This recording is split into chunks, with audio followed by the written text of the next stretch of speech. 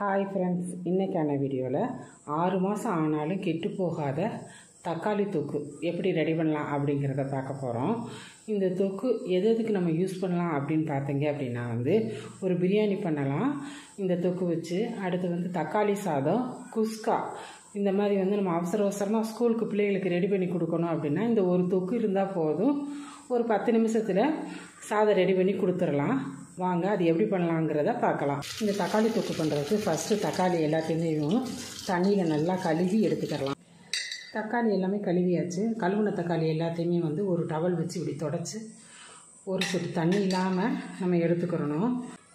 இப்போ தக்காளி எல்லாத்தையுமே தண்ணி இல்லாமல் நல்லா தொடச்சி வச்சாச்சு. தக்காளி எல்லாத்தையுமே இப்படி கட் பண்ண ஆரம்பிச்சிடலாம். கட் பண்ணல இந்த சதப்பகுதியை மட்டும் நம்ம எடுத்துடணும். அப்போதே தக்காளி கெட்டு போகாமல் இருக்கும். தக்காளி எல்லாத்தையுமே இப்படி கட் பண்ணிவிட்டு இப்படி சதப்பகுதியை நம்ம வெட்டி கழிச்சிடணும். இந்த தக்காளி வெட்டி வச்ச தக்காளியை எல்லாத்தையுமே நம்ம மிக்சியில் போட்டு நல்லா பேஸ்ட் போல் வலுவலுன்னு அரைச்சி எடுத்துக்கலாம். தக்காளி எல்லாத்தையுமே நல்லா இப்படி ஆட்டியாச்சு.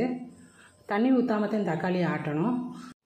இப்போ ஒரு பெரிய வட்டகையாக அடுப்பில் வச்சுக்கிட்டு நல்லா வட்டகை காயவும் கொஞ்சம் எண்ணெய் விட்டுக்கிறணும்.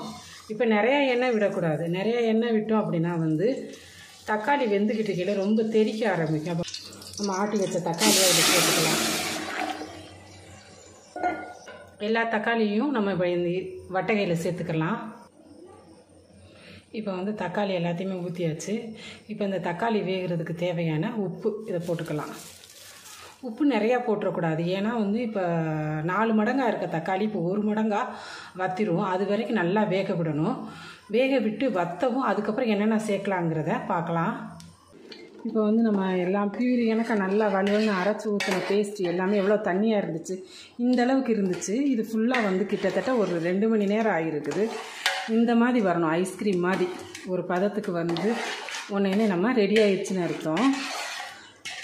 இந்த ஸ்டேஜில் நல்லா பொழுதுனைக்கு தெறிக்க ஆரம்பிச்சிடும். அப்போ சிம்லனே அடுப்பை வச்சுக்கிறணும். இப்போ தக்காளி தொக்குக்கு தேவையான மசாலா எல்லாமே எடுத்து வச்சுருக்கேன். அடுத்து நம்ம என்ன பண்ணலாங்கிறத பார்க்கலாம்.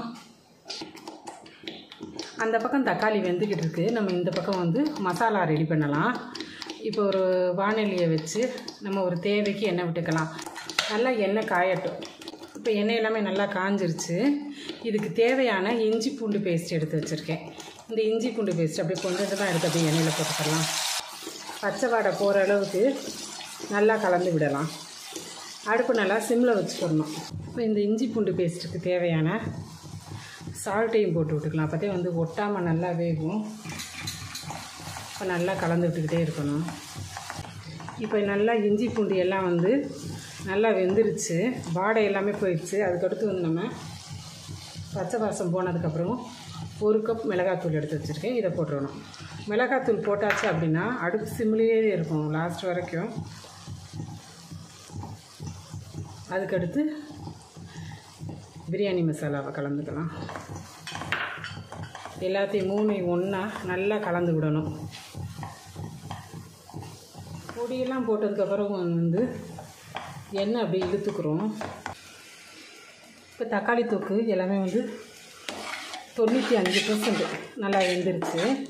இப்போ நம்ம கலந்து வச்சுருந்தோம் இல்லையா, இஞ்சி பூண்டு, மிளகாத்தூள், கரம் மசாலா, இது நல்லா வெந்துருச்சு. இதை அப்படியே கலந்து விட்டுக்கலாம். இஞ்சி பூண்டு நல்லா சுருளை வெந்துடணும். அதில் மிளகாத்தூளையும் கரம் மசாலாவையும் போட்டிருக்கோம். இதை நல்லா அப்படியே சிம்லேயே அடுப்பை வச்சு அப்படியே கிளறி விட்டுக்கிட்டே இருக்கணும். எல்லாமே ஒன்று சொன்ன மாதிரி ஆகணும். இந்த ஒரு தொக்கு வச்சே பிரியாணி, தக்காளி சாதம், குஸ்கா இந்த மாதிரி செய்யலாம். ஃப்ரைட் ரைஸ்க்கு இதை போட்டுக்கலாம். சூப்பரான தக்காளி தொக்கு ரெடி ஆயிடுச்சு. இதை நீங்கள் இப்படியே ஆற விட்டுறணும். ஆறுறப்ப நம்ம தட்டு போட்டு மூடி விடக்கூடாது. எதனால அப்படின்னா நீராவி மூலமாக தண்ணி பட்டுரும். அப்போ அந்த தக்காளி தொக்கு சீக்கிரமாகவே கெட்டு போக ஆரம்பிச்சிடும். அதனால் அப்படியே ஒரு வெள்ளை துணி எனக்காக இருந்துச்சுன்னா அதை மூடி அப்படியே விட்டுறணும். ஒரு நாள் ஃபுல்லாக நல்லா ஆறட்டும் அப்படின்ட்டு. அதுக்கப்புறம் நம்ம ஒரு பாக்ஸில் போட்டு ஃப்ரிட்ஜில் எடுத்து வச்சிடணும். சுவையான தக்காளி தொக்கு ரெடி ஆயிடுச்சு. இந்த தக்காளி தொக்கு வச்சு பிரியாணி, தக்காளி சாதம், குஸ்கா இதெல்லாம் எப்படி பண்ணலாம் அப்படின்னா ஃபஸ்ட்டு இப்போ ஒரு பிரியாணி பண்ண போகிறோம் அப்படின்னா வெங்காயம் பச்சை மிளகா வதக்கி விட்டு புதினா மல்லி போட்டுட்டு இந்த தக்காளி தொக்கு அப்படி போட்டுட்டு ஒரு சிக்கன் இல்லாட்டி மட்டன் ஏதாவது ஒன்று உங்களுக்கு பிடிச்சதை போட்டுட்டு நல்லா வதக்கி விடணும். வதக்கி விட்டுட்டு பிரியாணி ரைஸ் போட்டு தம் கட்டியாச்சு அப்படின்னா சூப்பரான ஒரு பிரியாணி ரெடி. இதே மாதிரி குஸ்காவும் தக்காளி சாதத்தையும் வீட்டில் ரெடி பண்ணி பாருங்கள். இந்த தக்காளி தொக்கு நீங்கள் வீட்டில் செய்து பார்த்துட்டு எப்படி இருக்குது அப்படிங்கிறத கமெண்ட் பண்ணுங்கள். உங்களுக்கு இந்த வீடியோ பிடிச்சிருந்துச்சு அப்படின்னா லைக் பண்ணுங்கள், ஷேர் பண்ணுங்கள், மறக்காமல் சப்ஸ்கிரைப் பண்ணுங்கள். நன்றி, வணக்கம்.